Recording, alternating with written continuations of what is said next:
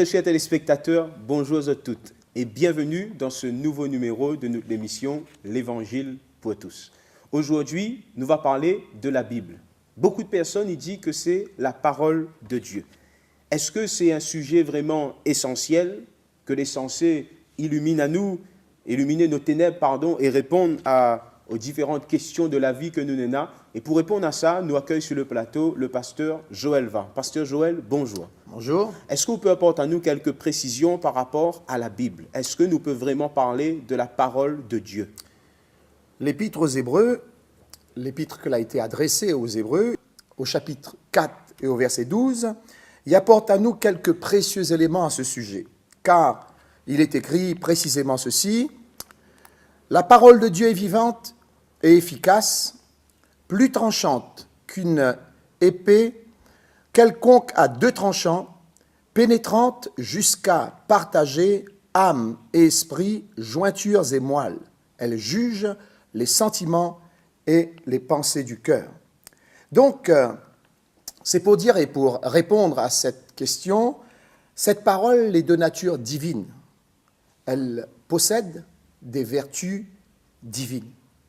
Et nous peut ajouter une autre référence pour apporter un peu plus de lumière.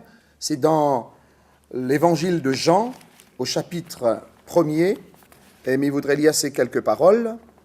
Il est dit: « À tous ceux qui l'ont reçu, elle leur a donné le pouvoir de devenir enfants de Dieu, lesquels sont nés non du sang, ni de la volonté de la chair, ni de la volonté de l'homme, mais de Dieu. » Voilà cette parole pour dire qu'elle n'est pas une parole quelconque, mais c'est la parole de Dieu, c'est la parole qui engendre la vie, c'est la parole qui apporte à nous cette vie divine.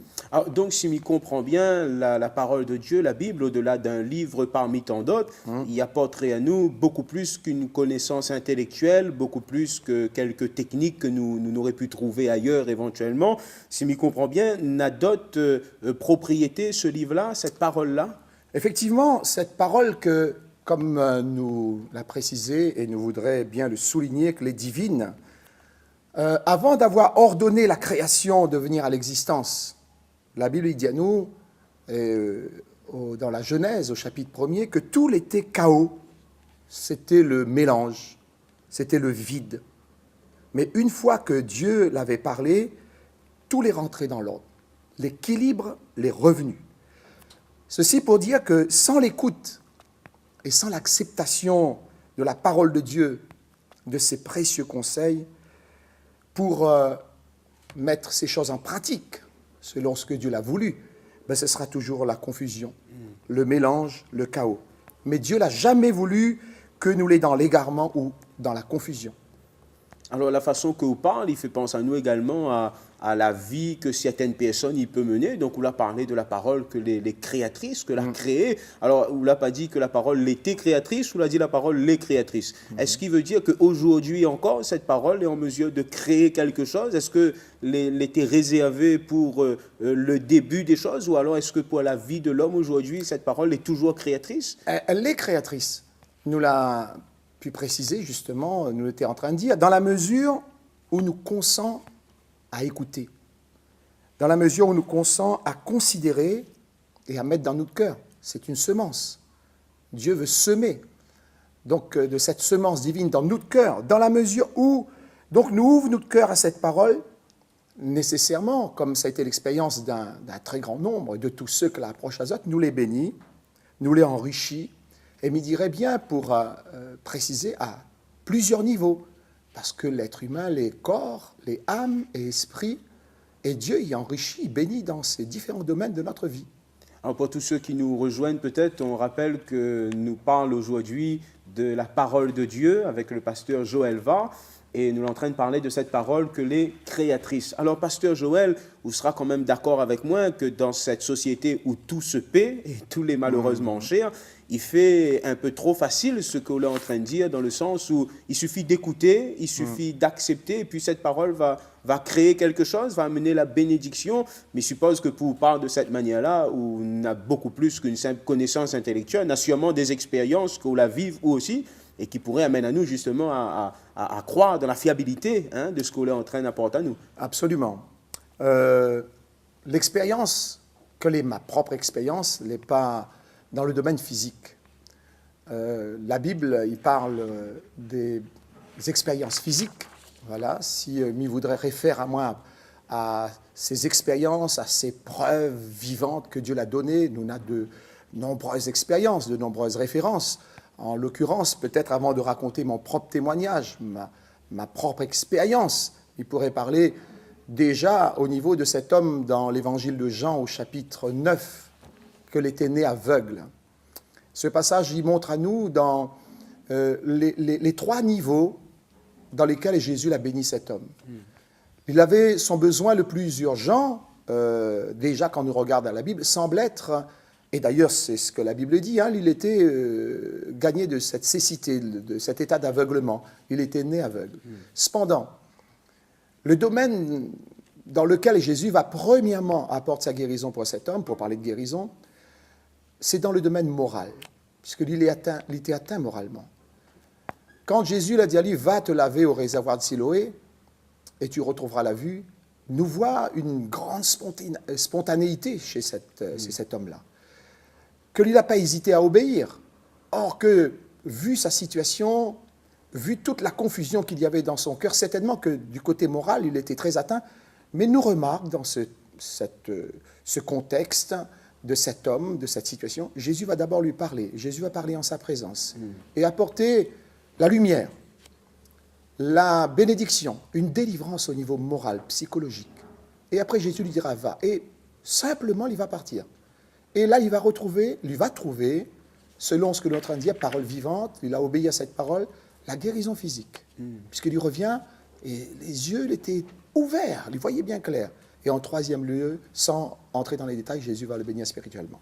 Mais il voulait apporter ces quelques petites précisions pour dire que mon expérience personnelle, effectivement, pour en parler, c'est parce que, et si nous pouvons en parler, et c'est notre désir d'en parler avec une certaine passion, puisque nous aimerions faire partager à d'autres ce que nous l'avons vécu. Donc, ma guérison, moi, n'était pas physique, mais plutôt de ce que la Bible y appelle l'âme, dans mon âme, dans le côté moral, psychologique. Parce que le côté émotionnel, les sentiments avaient été atteints et affectés. Ça, c'était mon expérience. Donc, je dirais qu'aujourd'hui, avec le recul, je dirais que c'est parce que mon âme, mes besoins psychologiques, les grandes questions de la vie avaient été mal nourries ou n'avaient tout simplement pas été nourries. Donc, il y a eu de grandes carences. Mais l'équilibre est revenu, pour répondre à cette question, l'équilibre, les revenus, la chasse, le chaos de ma vie que toute cette situation l'avait établi en moi, lorsque elle a été mise en contact avec cette parole. Non seulement elle apporte la connaissance, mais elle apporte une expérience dans le domaine psychologique, moral, une connaissance. Et comme la parole est vivante, elle engendre la vie, la chasse le chaos, les ténèbres, et moi, trouve mon équilibre.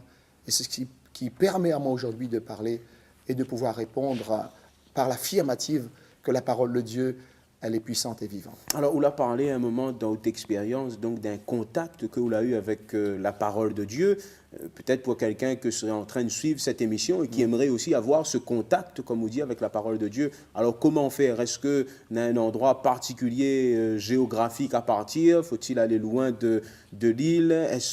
Comment faire pour être en contact avec cette parole? Comme Oul a été en contact à un moment avec la parole de Dieu. Comment il fait ça? Disons que mon premier contact, ça a été avec des personnes physiques que l'avaient pu parler à moi de cette parole vivante. Dans les débuts de ma vie, il y avait de l'appréhension, de la retenue, c'est ce qui est un peu logique chez toute personne qui avait sa religion et bien sûr se devait de se méfier, être prudent à l'égard de tout ce qui était autour. Mais ce contact, c'est surtout lorsque on a bien voulu ouvrir mon cœur à la parole de l'Évangile, que la parole à moi de Jésus-Christ. Mais il précise bien Jésus-Christ, que lui-même a été la parole faite chair.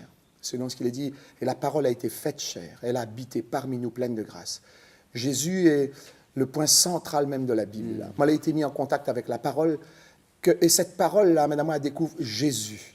Voilà, et c'est par ce moyen, c'est en vertu de cette lumière que Dieu apporte à mon cœur, que l'on a pu, comme on l'a dit, trouver cet équilibre, cette force nouvelle que l'a permis à moi de pouvoir avancer et de pouvoir avoir cette espérance, cette assurance dans mon cœur, et qui permet à moi aujourd'hui, avec beaucoup d'affirmations, proclamer que Jésus est une réalité tangible, parce que ça a été mon expérience. Alors, donc, nous voit bien que la parole de Dieu a été créatrice dans notre vie, puisqu'on parlait tout à l'heure qu'elle était complètement désordonnée, ou elle a été en contact d'une manière très simple avec la parole, Absolument. et qu'on a réussi à retrouver tout équilibre. En tout cas, nous remercions à vous, Pasteur Joël Var, pour ces quelques précisions concernant la parole de Dieu.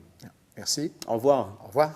Merci à tous d'avoir suivi cette émission concernant la parole de Dieu. Nous encourageons à autres, bien sûr, aussi à faire cette expérience, comme nous l'avons compris aujourd'hui. Ce contact est vraiment à la portée de tout le monde, sans exception. Si vous avez des questions à poser à nous, l'adresse que les affichée en bas de l'écran. Casse pas la tête, prends contact et ce sera avec joie que nous allons répondre à autres.